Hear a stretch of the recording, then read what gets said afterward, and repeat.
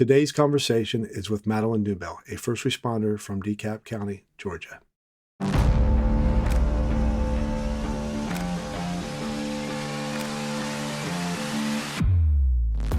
Welcome to the Burnout Podcast. I am your host, Skip O.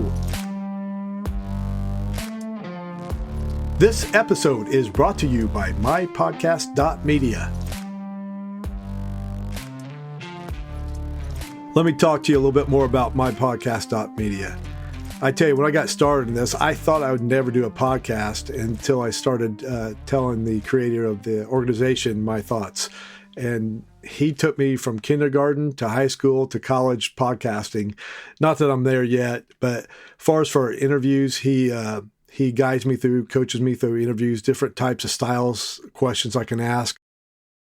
I would recommend mypodcast.media to any business, any person that wants to start a podcast or business that's trying to enlarge their branding. I think it's something for us as far as a burnout network that the podcast is helping us more exposure into what we do in mental health.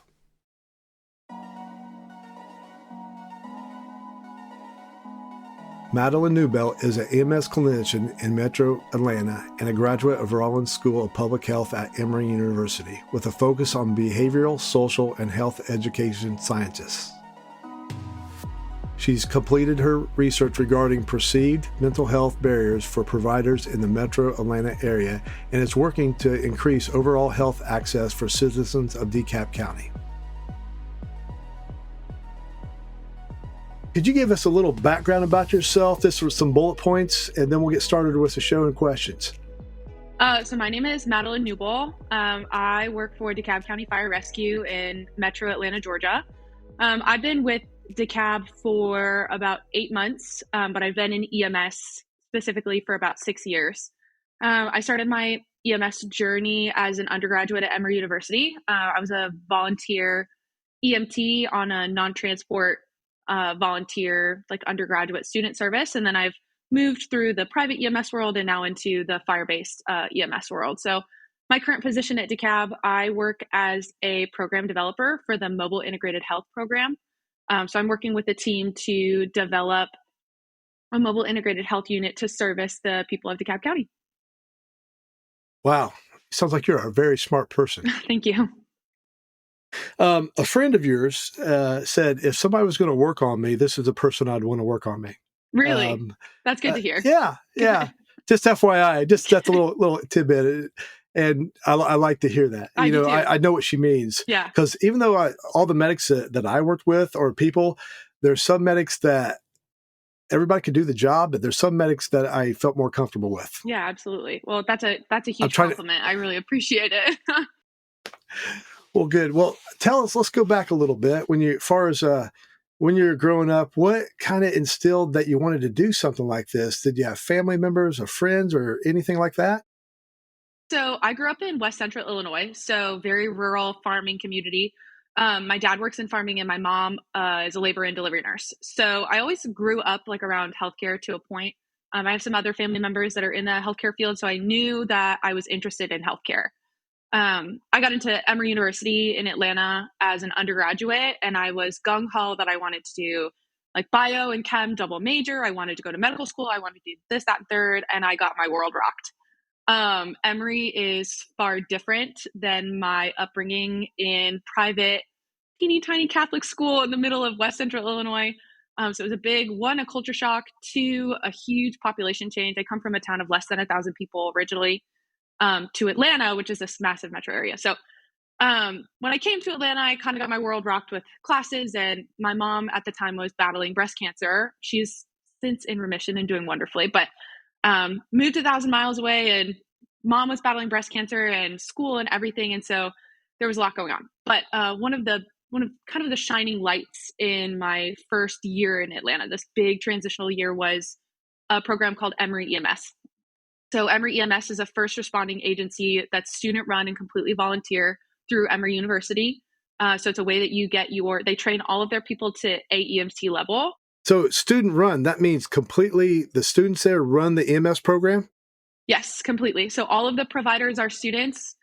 we have a director that like does the education and orders all of the equipment and whatever, but all of the providers are volunteer and students. Man, that sounds like a great program. Really good program. Yeah. Collegiate EMS is up and coming. That could be a whole other podcast episode, but yeah, it was a great program. So through that program, I gained my AEMT certification. And then as I was working there, COVID hit. So I was in my undergraduate when COVID hit. So the school shut down, class shut down, the university like completely shut. EAMS is what we called it, shut down completely. And I didn't want to lose my, if you don't use them, you lose them. I didn't want to lose my skills. So at that point, I went to the private ambulance company that is here in DeKalb, worked there through COVID. That job got me through the remainder of my undergraduate education, and then through my master's education. I obtained a master's in public health from Emory as well, with a focus in behavioral, social, and health education science, or BSHES is what we called it. And then after my graduation from my master's program, I transitioned to DeKalb County Fire Rescue, and I'm working to develop this mobile integrated health program. So that's kind of the roundabout way of where I got to where I am. But kind of circling back, when I was an undergrad, I knew I wanted to do something clinical. I really valued the person-to-person connection I had with my patients, the opportunity that I was getting with EAMS, and I really valued that like clinical setting. So kind of as I went through both my education and my like lived experience working with EAMS and then with the private company and now with DeKalb, is there is so much outside of just medicine that is so important to like the lived experience, right? So one thing that we focused on a lot in my education and my master's program was the social determinants of health and how people perceive and experience healthcare. Okay, let me interrupt you just for a second. For guys like me and people in layman's terms, what is the exact, in simpler terms, what would you tell somebody what you do? So right now, I work to bring healthcare into the home and alleviate the burden on 911. That's cool. How can we reduce the amount of BS calls that we run, your 3 a.m. tow pain, Yeah. or your fever that's been going on for 2 hours and they don't have Tylenol? So how can we reduce the burden on 911 by increasing access and increasing education within the community, essentially?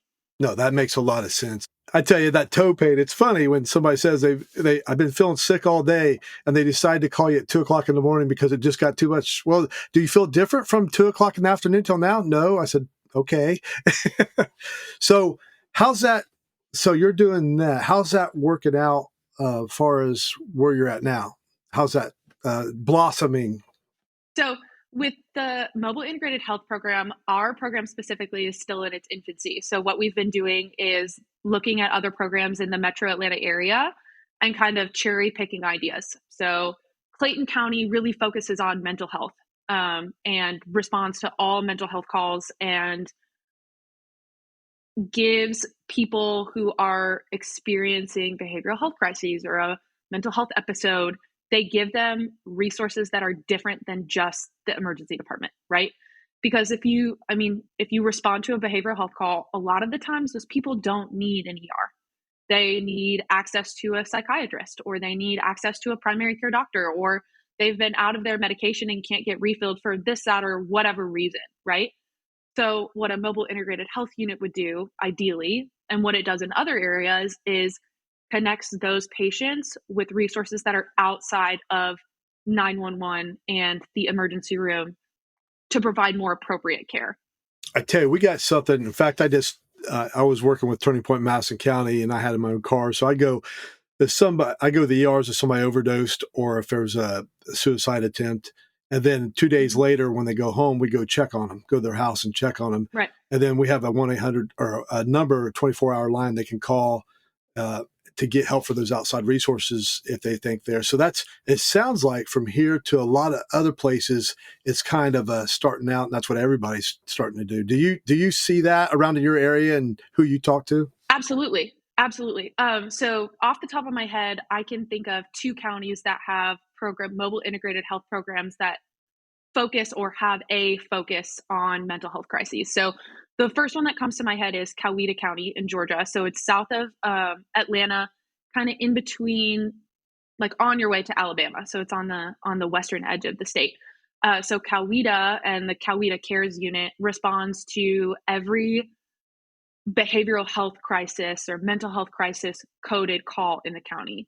So what they'll do is they'll have their regular dispatch, and then the Coweta Cares Unit responds as well, like alongside. Sure.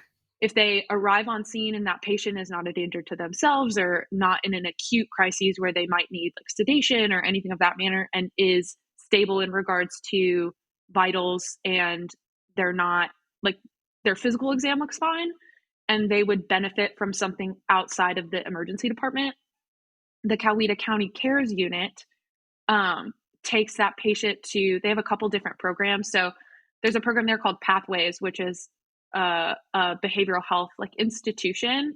I use institution because I don't really know a better word for it, but it's like your community service board. They have a community service board there, and it's their crisis center essentially. So they can take that CARES unit, which is not an ambulance, it's just like a Ford Explorer that's outfitted, takes that patient instead of the emergency department. They take them to the crisis center just for better access to resources. No, that's good. I'm glad to hear that you guys are doing that, and you got somebody like yourself doing it, because I tell you, it's a tough job sometimes when you're creating something and you're working with that population, Right. and not putting down anybody. Because I've had those times where, when I was drinking and doing my thing, where I could run to the ER no matter what, and I didn't know what the problem was. Right. But if I had somebody like you could appoint me to a treatment facility for addiction or right. whatever it was. It's like, go in the ER. That's our final thing we can do if we don't know what else to do or who else to call 911. Mm-hmm. But with what you have, you help. And what we found out here, we're helping the EMS service because we're taking pressure off of them. That's exactly what we're trying to do as well. Yes, absolutely. And in turn, that helps with their mental health. Agreed. So I applaud you guys and your department and what you're doing and your mission. But I want to get to something. Let's go personal. Okay. Just a little Absolutely. bit. Now, you're doing all this stuff, and we're leaders, kind of, or we're doing things. And when we go to people, they look up to us, or when they're looking for guidance. Absolutely. Or firemen or police or whoever. Now, who do you like when you have those struggles between the ears? And I'm not saying big ones. Who do you go to? I definitely have a solid group of people in my corner, whether they're people who work for DeKalb or people who I've worked with my private company that I worked prior to the fire department. And I also have some friends that work in healthcare outside of pre-hospital. I am very fortunate to have a parent, my mom, who I'm very close to, who has worked in healthcare, and she gets it. Now, being a labor and delivery nurse is a little bit different than being on the street in the box and seeing all the crazy stuff that we see in Metro Atlanta. And I think sometimes I tell her stories and she gets a little freaked out and she's like, when are you quitting your job? But she has been integral in the processing part of it. Like you say, problems between the ears or difficulties between the ears. Like I can recall a specific incident where it was my pediatrics, I feel like, bother a lot of people. Like that's a patient population that can be very sensitive. Everybody kind of has that one patient that really kind of bothers them or sticks with them, or certain kind of situation that sticks with them. Right. So, I ran a call not too terribly long ago where I had a mother who was co-sleeping, and there was a pediatric demise. Rolled over on the baby couldn't unroll out of the covers. So we arrived, the baby had passed away. And I remember coming home from that shift, like through the shift, I was fine. I was like, it's just another call. Like didn't necessarily allow myself to kind of process that while I was on shift, right? The next call is going to come. The next patient's going to come. Like I can't dwell on that to not be able to, so much that I can't take care of my next patient, right? Which is a huge mental burden. That's like a huge whole other conversation we could have. But I remember coming home that night and FaceTiming my mom and being so angry I was so mad. That parent of that child was not one that didn't have access to information about safe sleep. That was somebody who came from a more affluent area of Atlanta. They had 2 or 3 cars in the driveway, a nice house, electronics scattered throughout the entire house. Like, that was not something. I try to give grace to those who may not have access to resources or information. This was not one of those people. And I think that was the biggest thing that bothered me. And so one of the things that my mom said that kind of stuck with me, she's like, you are so angry at the parents. Think of how those parents feel about themselves, right? And that kind of snapped me out of it. And one thing that I've always heard, I can't remember where I heard it, but it stuck with me forever. I heard it in undergrad and I can't remember where I read it or heard it or whatever. But I told my mom once and she reiterates it to me. And she's like, whatever you're going through right now isn't meant to punish you. The hard times that you go through, these calls that you run, these patients that you see that challenge you, they aren't meant to punish you, but to prepare you for the next one, right? There's not anything that's happening right now that will punish you so terribly you can't move on. It's just preparing you to be stronger for the next incident. That's good advice. I tell you, you get somebody young or somebody new, they can be older and coming on the department, whether it's EMS or firefighter, police officer, military, whatever it is. If somebody, like with all the stuff that your mom and people around you and your experiences, somebody new coming on the job, what's something that you would prepare them first thing to look for, or to, hey, I just want to remind you when this happens, is there something that you do for your newbies that come on? In the cases where I've either been like a preceptor or I've been a like unofficial leader on a truck in some capacity, especially when I was with the program I was with when I was an undergraduate. I was essentially like a teaching assistant or a mentor when I was there, working in a metropolitan department with a big range of socio-demographic, like whatever. We see a lot of crazy stuff happens in Atlanta. We have one of the biggest trauma centers in the US here. Like, we see a lot of crazy stuff. So with that being said, one of the things that I always tell my students or my preceptees or whoever they are is like, if you need a minute, call your supervisor and say, I need 20 minutes to process. And whatever that process looks like, do you need to go park in a parking lot and take a lap around the parking lot a couple times? Do you need to talk through that call and be like, holy shit, what did we just see? Like, I remember with that, but that's not, you have to be, as a leader, you have to be communicative about that. Like, the call, that pediatric call that I just referred to, the person that I was working with that day, they were an older medic who's been on the street for a million years. It was just it's old hat for that specific person, right? But for somebody like me who had never seen that before, experienced that before, and being relatively new in the field, like, I remember feeling on edge for the rest of the day because I couldn't turn to my partner and be like, holy shit, we just saw that just happened, right? Like, did you see what I saw? Kind of thing.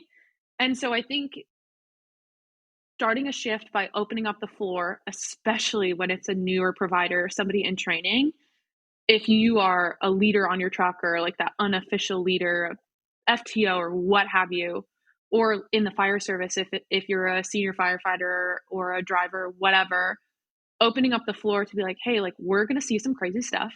You're not going to know how to process it. If you need help to process, I want you to come talk to me. If you don't want to come talk to me and you want to go take a couple laps around the parking lot, that's what you have to do. But you have to be able to take the time to process it. And crews have to take care of each other, right? You can't have a successful crew if you can't rely on your crew members for things outside of the job, right? Like, our jobs are so taxing, both physically and mentally. If you don't have a supportive crew, your crew's not going to be successful. Absolutely. In a myriad of ways. Mm-hmm. Absolutely. We, there's different stations around us. And we said, which station you like the best? Well, it depends who I'm with. Right. And right. I think, cares? Who cares where the station is? The people make the shift, right? Like, and I'm EMS only, so I work for the fire department and with all the firefighters, but I'm EMS specifically. But your partner makes the shift. If Absolutely. That person is hard to work with or a challenging personality, as I like to say, or somebody who is hard to interact with or teach, even as somebody who might be more senior, it makes it so much harder for everybody involved. It's yeah. Yeah.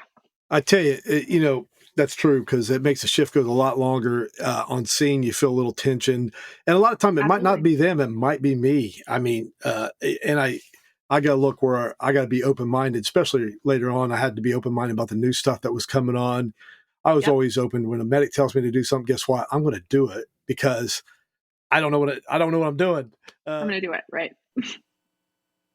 And that brings us to the close of the first half of today's show.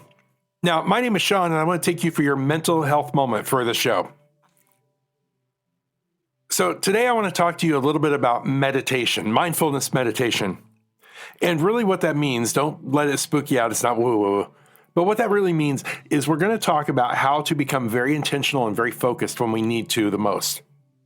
And I'm going to use an example of something that you can do with something you probably already are doing, and that's listening to music.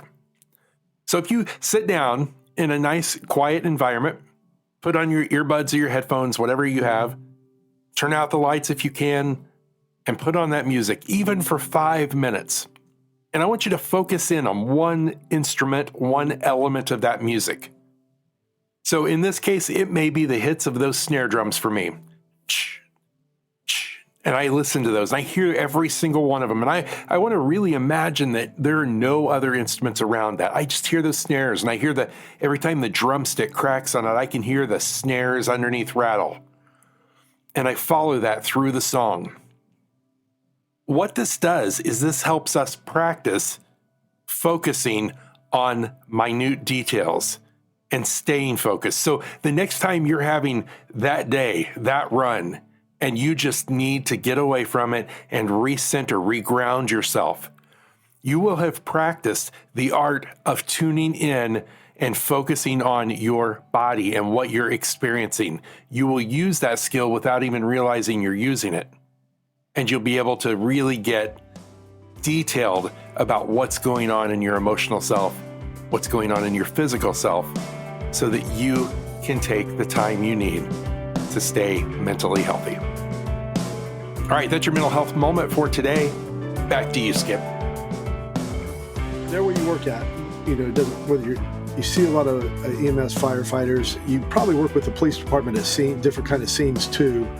Don't you? We do. So DeKalb Fire the way that we work is we have a third-party agency, the private ambulance company, who manages the majority of the 911 calls. But the highest acuity calls, so like your house fires, your car accidents with major entrapments, we've got we call it Spaghetti Junction. It's this big interchange of all of these highways. If you might be familiar, but sometimes we get jumpers off of Spaghetti Junction or these crazy calls. We also maintain all of the SWAT response for the county. And being a metro area, we have quite a bit. Quite a bit. I use that loosely, but it's frequent that we're running SWAT calls for things. Anyway, so working for DeKalb specifically, you're working the most critical of the most critical. And it's just so we might not run high quantity, but the quality and the content of the calls that we're running, both fire and EMS side, for the county department, are the most critical of the most critical, or the most wild of the most wild. We call it a 49 here, but every dead on arrival is ran by the county. Almost every single one. It's whoever's closest. But those critical calls, so you are inadvertently seeing a higher percentage of critical messed up, and I use air quotes, messed up calls than you would working on or for the private company who's running your tow pin at 3 a.m. We're not running those calls just because of the way that our county's set up. But it just I can't emphasize how much or how important it is that your crew supports each other. I have people that I've worked with in the past. I'm I have to get on a truck with this guy again. You're killing me, Smalls, right? This person is, whether they're a challenging personality or somebody I just really don't want to work with, or I'm a young female in a very male dominated field. I'm this joker again. I'm not going to catch a break tonight. not to toot my own horn here, but like, that's just, it's just another level of like being able to be a partner for your partner for that night. Like once the 12 hours are over, 12 hours are over, you're off scot-free. But while we're in this truck, like I need to be able to rely on you and you need to be able to rely on me. And I want to be a competent and performing partner for you. And I expect the same. Sure. It's like playing cards. Have you ever played euchre? Oh yeah. I bet I finally quit playing because I got tired of winning all the time. It just got boring.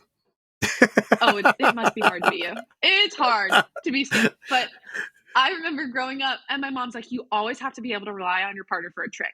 Like, I'm telling you, like my family plays euchre. Like we'll take, if you know anything about the game, like we'll take a trick with like a queen nine. Like I remember my grandparents playing and my grandma would always be like, well, he's my partner. He's always speaking about my grandfather at the time. She's like, he's always my partner. I know he always has a trick.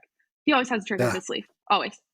And so it's kind of, I guess you can equate to being in the firehouse or working on the ambulance or working on whatever rig, whatever set of wheels you're riding that day is like your partner has to be able to take a trick, whether that's debriefing a call or hitting an IV. This is like so EMS coded, right? But like hitting an IV if you can, or like being able to settle that patient that just chooses to not like you that day because you looked at them the wrong way or whatever crazy scenario you're in. Like, I think relying on your crew members and fostering good relationships between all levels of crew members in a firehouse or in a station or in an EMS room or what have you is something that is unspoken, but it should be spoken about, whether it be by your station officer or your employer.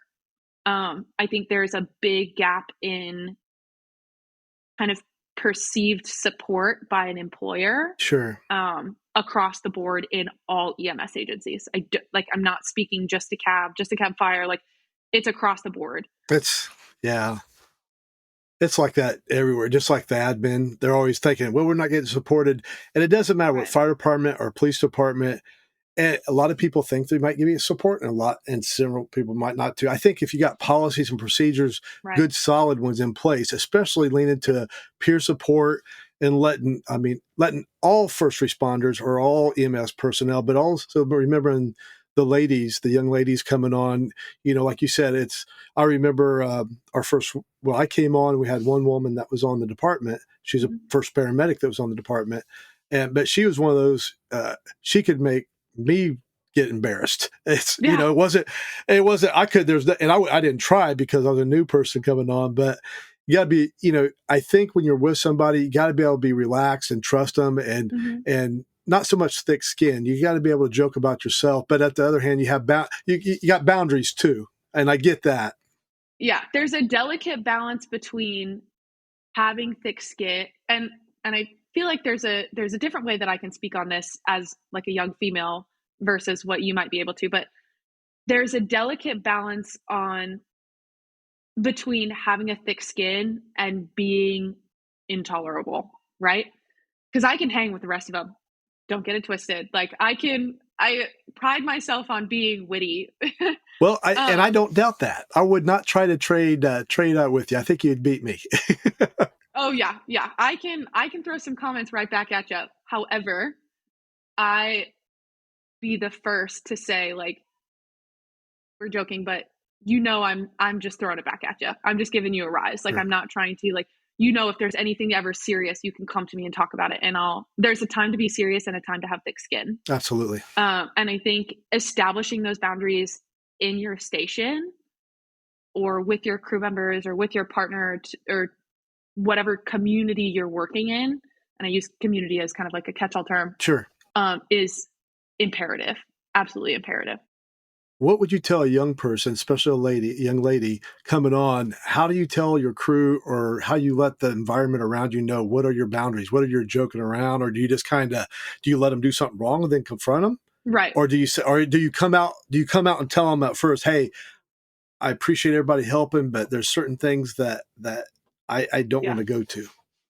I will say in the position that I am and working with the community that I work with, actions speak a lot louder than words. So the comment that you made in the beginning, like, oh, your friend who referred you this, I would want her to work on me. I cannot emphasize how Sure. much of a compliment that is. I want the people I work with to want me to be their provider, right? And so Sure. when I have competency goes a long way. Competency and confidence. If you're not confident when you walk into these stations or are around all of these men with big attitudes and big egos, if you appear not super confident, they'll walk all over you. Now, that's not everybody. That's not every station. And Sure. confidence comes with experience to a point. However, it's always a balance. It's like a scale. There's a balance of being confident and a balance of being teachable, right? You have to be able to take constructive criticism to learn, to become more confident. And if your actions show that you're learning, people will respect you far more. I've personally gained more respect being more assertive, but quote unquote correct on a scene than I have joking around in the station with the guys. Sure. And like, there's a woman that I work with. We worked a long time on the fire department. Now, I'd rather go and fire with her than some of the guys. I'm not saying I'm the best firefighter in the world or if I'm in a scene, because she's that one. She's got something to prove to herself, not to anybody else, but to herself. And she's very dominant. Right. And we played outside the part. We played on volleyball league. She'd always yell at me to go jump, and which was good for me because I need that extra boost. And she's like a peer. We're peer to peer. She's like a sister. We go back and forth. Yeah. Now, there's some people that might be the opposite sex or the same sex that I won't take that from them because I don't respect them in whatever way, or it might just be my problem. It's just my problem. Maybe it's just me that has the problem, and I got good friends outside I can look for that. But you know what I was thinking when you were talking? Does your department, or do you know any department that takes young ladies or takes young people and gets them ready to come on this department, what the social environment is at the department? Our chief has been he actually had a meeting a couple months ago, a women's meeting is what he called it. And he invited all of the female providers, whether they're firefighters or EMS or both, come and join in on this meeting. One of his goals as a fire chief is to recruit more women for the fire department.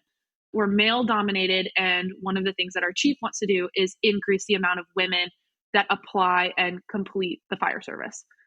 So as we're sitting in on this women's meeting, which I attended, one of the things that was brought up in the meeting by a fire captain that is in our department, was unofficially assigning like a female leader. So like having a group of women who could be peer support leaders.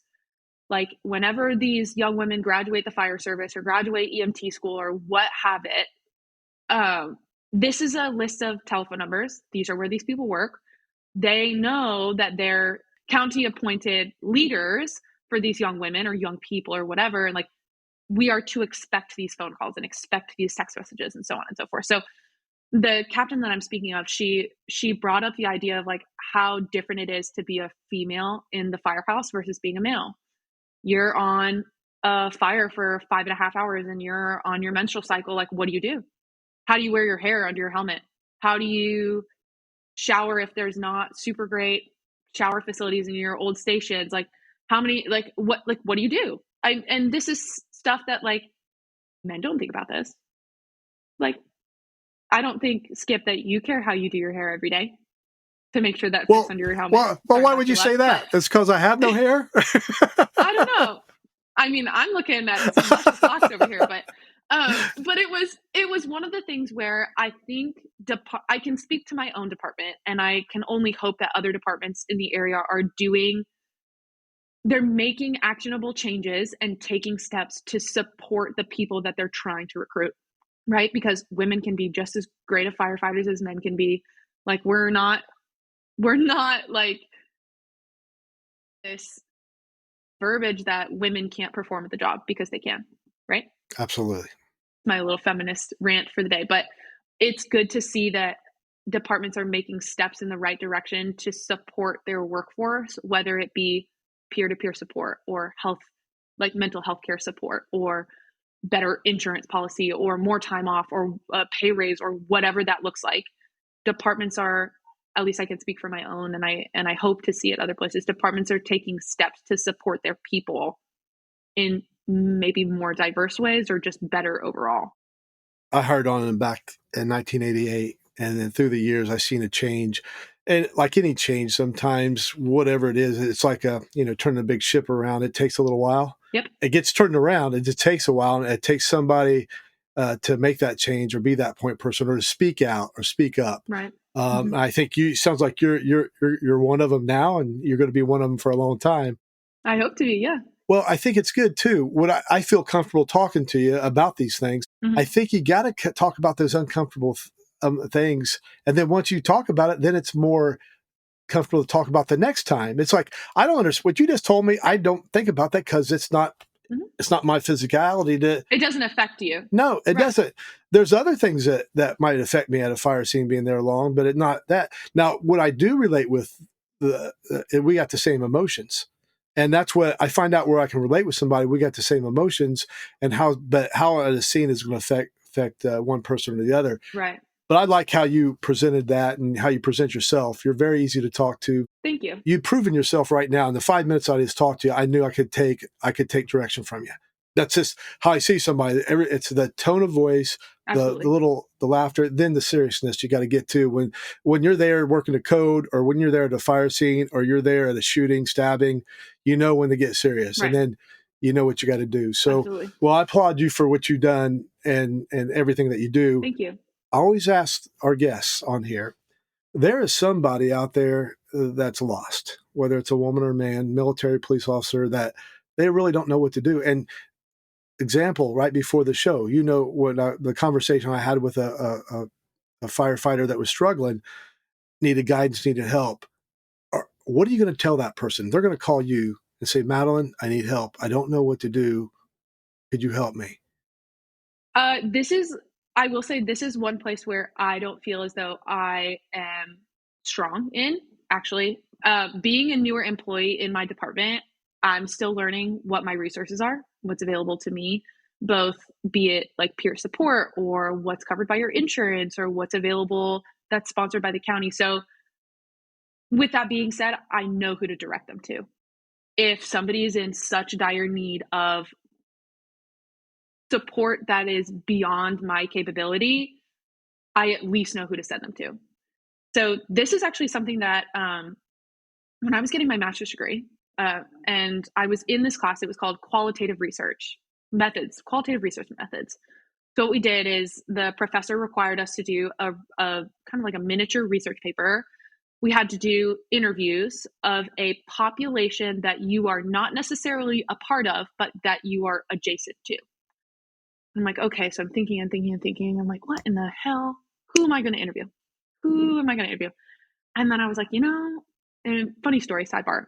So where Emory University is situated, it's like right next to the CDC, and right in front of the CDC is Station 1, DeKalb County Fire Rescue Station 1. And I'd been working in the county long enough with this private EMS company that I knew the folks that worked at Station 1. And so I rolled up one day, big plate of cookies in my hand. I'm a baker, love to bake, and I love to give them to people. Big plate of cookies. And I said, Capt, I'll bring cookies on a regular basis if you let me park my car here so I don't have to pay for an on-campus parking pass. 2 years later, I'm still bringing cookies and still parking at this fire station when I need to. But as I'm circling back to this qualitative research project, I'm thinking of who do I see that I'm not necessarily a part of? Firefighters. At the time, I wasn't employed by the fire department. I was like, perfect. These boys, I'll bring a plate of cookies and they'll do whatever I want. Bat my eyelashes with a plate of cookies and easy, off scot-free. Then I'm like, okay, what am I going to look into? And then I'm like, oh, I could do this, I could do that. Mental health. Okay, cool. What am I going to do? Finally, through kind of my deduction and the research that I had done prior, I landed on how firefighters perceive or experience mental health support from their employer and their crew members. So I did 3 different interviews. I interviewed a captain, a senior firefighter, and an engineer, all with different, I think the captain had 15 years, the engineer had 10, and the firefighter had 5. So different levels of experience, different parts around our county, so on and so forth. And one of the biggest, and I interview hour-long interviews and ask them all the same questions. And one of the biggest things that came about in this research project was, I know my county has options. I, one, don't know how to access them. Two, don't know who to ask to teach me how to access them. And three, I remember this quote like it was yesterday. One of the firefighters said, I tried to use a therapist that was sponsored by the county.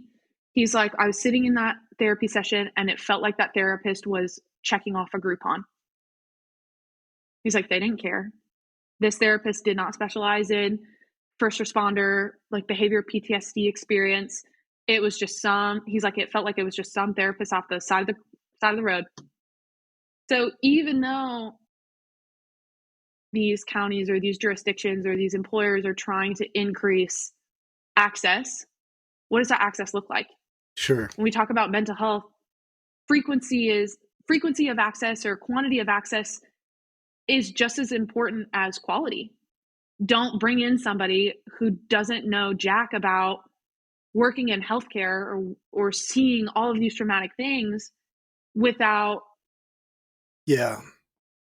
There's not going to be any gel. And this particular gentleman was talking about like how his job related to his marriage, which is a whole, I'm unmarried, so that's not anything I can speak on, but I can only imagine the toll that this job can take. The 24/48 schedule, the high acuity calls, what have you, on a marriage. And he was just so unimpressed and unfulfilled with what this county provides.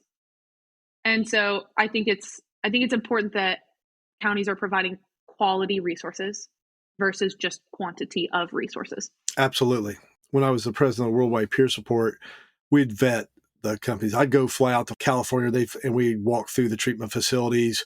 I would talk to the counselors before we get started because we want somebody that has, some experience or a know-how and not break down and start crying when they're counseling someone hearing these horrendous things. And I know some therapists have to have that first time. I get it. Right. But with us, that's what we try to vet them. And with the Burnout podcast, same thing. I try to find somebody that I use around here. I go down to Indianapolis for therapy, do brain spotting, EMDR, and I get somebody who does that. But one of the wise things, when I ask you that question, what are you going to say to somebody? One of the wise things you said, out of the many wise things you said on this show, was, I don't know, but I know somebody. And that's where the biggest thing for me, it's not that I know a lot, but I know a lot of people that are smarter than me. And that's the biggest resource you could be for somebody. Just like, right. Hey, I got somebody for you. I'm going to hook you up and then I'm going to back out. I think that's the biggest thing we do. But taking that call, or somebody's reaching out for a reason because they trust you or you're on that. And that's why they're calling in the first place. For one thing, anybody out there, Worldwide Peer Support does support Zoom meetings every Tuesday, Thursday, Sunday evening at 8 p.m. Eastern. The Burnout podcast has started support meetings on Sundays. Tonight, there'll be one, which today is Sunday. So tonight it'll be 8 p.m. Eastern or 6 p.m. Eastern. I'm sorry. Every Sunday on the burnoutpodcast.org at 6 p.m. Eastern, there's a support Zoom meeting. Plus, we got, you can email us if you want to talk to Madeleine more, email us and we'll connect you with her. Madeleine, thank you for being on the show. Absolutely. Thank you for having me.